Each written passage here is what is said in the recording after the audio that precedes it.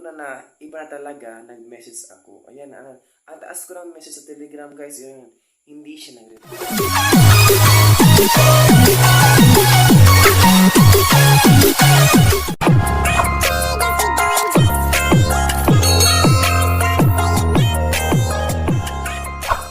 Guys, welcome back to my vlog. So for today's video, I wanna share with you guys kung ano ba siya, kung scam ba to or hindi. Kasi nagdalawang isip talaga ako guys kung scam ba to or hindi. Kasi nagtanong ako guys sa aking cousin kung scam ba to. Sabi niya is parang scam daw. Parang game at yung parang laro siya guys. Na may link na pinapasa para kung mag-open ka doon, parang magbabayad ka sa kanyang link. Tapos, ayun guys, ito talaga yung story guys. Ayan. May apps talaga ako na Bloid. So, well known na talaga sa mga, ano guys, sa mga LGBT yan, yung apps na Bloid. Kasi, andyan sila maghahanap sa kanilang mga destinasyon, di ba? May iba talaga guys na seryoso, may iba din na scammer, may iba din hindi seryoso sa tao. Ayan, nag-try ako guys na mag-open ng link ng Bloid or apps ng Bloid. Nag-open ako guys, tapos in-open ko yun, nag-registered ako. At doon, biglang may nag-chat. Ayan, nag-chat siya. Ayan, may lambing-lambing guys talaga guys. Ang bilis ko talaga makuha guys pag malambing yung tao. Promise. Ayun, nag-chat kami each other. Ayan, chat until umabot sa oras na parang gusto niya kunin niya yung loob ko para sa kanya. Ayan. Ayun nga, nag-message siya ng mga malalamig na mga salita like baby, ganyan, yan. Siya daw yung magbabayad sa mga food ko, magpapadala daw siya ng pera para sa akin, para sa pamasko, para sa next year. Ayan. Alam niyo na, pag ganyan, di ba, afam. So, afam kasi guys, kasi sa profile niya guys is afam talaga guys. At tapos sundalo, yung profile pic niya is sundalo. Sundalo talaga guys. At tapos, yun, yung conversation namin umabot sa love each other. Ayan. Sinindan niya ako before siya nag-send ng money, sabi niya, nagtanong siya guys kung may may bank account. Ang sabi ko, wala akong bank account. Sabi niya, Gcash. Oh, may Gcash ako. Ayan, nag-send ako ng full name ko, tapos yung full number ko sa kanya. Ayun. Tapos, biglang sinend niya ito. Ayan. Yan. $2,500 USD. So, kung i-rate natin yan guys sa Pilipinas is umabot siya ng 140 plus. Ayan, sa Pilipinas. So, sobrang laki. Diba? So, parang may something. Parang nagdalawang isip ako guys na ipagpatuloy ko pa ba to? Or ano ba to? Kasi first meet, nagpapadala ng malaking pera. Ayan, so sige go, patuloy ako guys. Hanggang umabot guys, nagtanong siya guys, na-receive ko na ba yung pera? So sabi ko, hindi pa po sir. Ayan, nagtanong ako sa ka-board mate ko dito na, may Gcash ba sa ibang bansa sa US? Dapat papadala sa Pilipinas. Sabi ng boarding house ko dito, wala daw Gcash sa ibang bansa guys. Ayun, sinabihan ko siya na walang Gcash or hindi bawal mag-send ng money through Gcash sa Pilipinas to US. Hindi siya naniwala guys. Sabi niya, you waste my money. No, I'm not wasting your money, but pwede naman magpadala siya guys. Kung interesado siya guys, kung hindi siya scammer, pwede siya magpapadala in the way that like BDO at Western Union. Kasi sa ibang bansa may BDO talaga at Western Union, di ba? Yan na lang. Sabi niya, wag na, you waste my time, bye. So sabi niya, so nakapag-duda or something, ayan, nag-chat ako guys. Tapos sinenda niya ako ng link. Ayun, nag-send siya ng link. Ayan na link.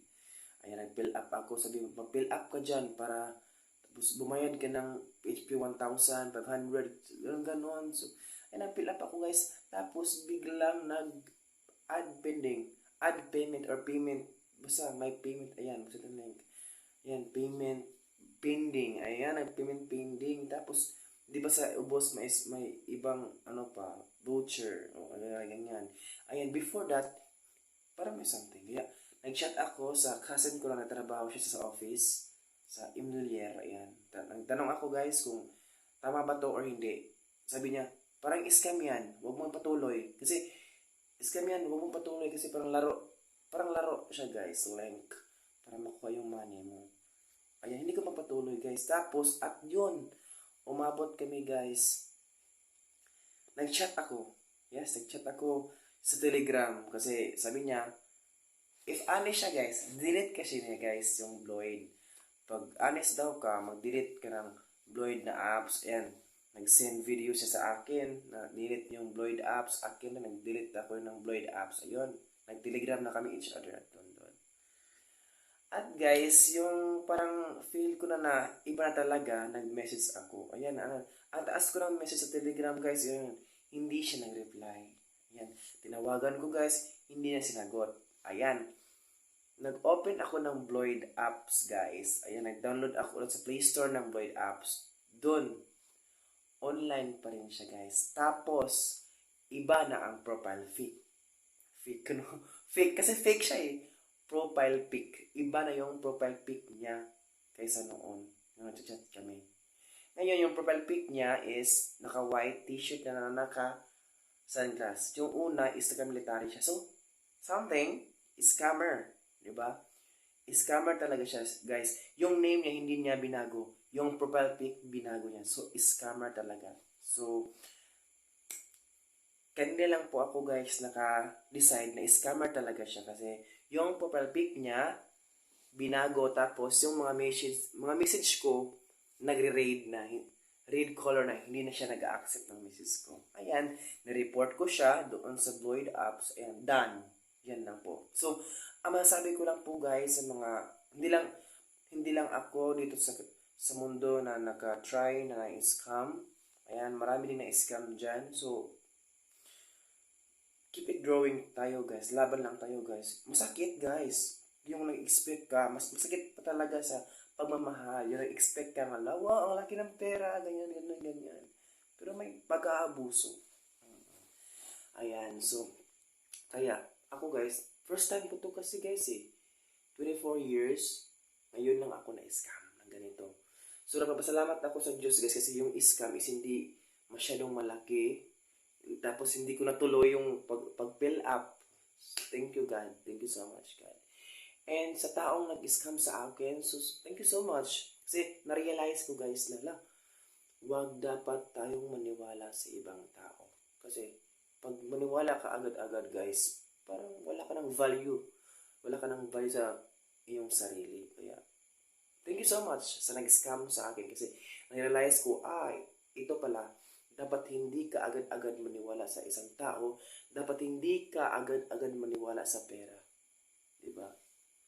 Kaya, realize ko din na unahin mo natin yung sarili, yung pamilya natin before others. Kasi, yung iba dito guys, alam ko na may iba talagang mga friends na fake, na may scammer. Iba talaga yung mga uri ng tao dito sa mundo. Kaya, ang unahin natin guys is pray to God na hindi natuloy yung pag-fill up ko. Kung natuloy pa yun guys, makakabayad ako ng 1.5 ata. Tapos wala akong 1.5 guys kasi wala pang sahod. Ayan, yung sahod ko is maliit lang. Kaya thank you so much. Hindi ko natuloy yung pag-fill up. At nagpasalamat din ako sa aking cousin na si Jessel Hinampas. Thank you guys na sabi niya is scam talaga. So, naniniwala ako kanina guys kasi nag-search ako agad sa Bloid.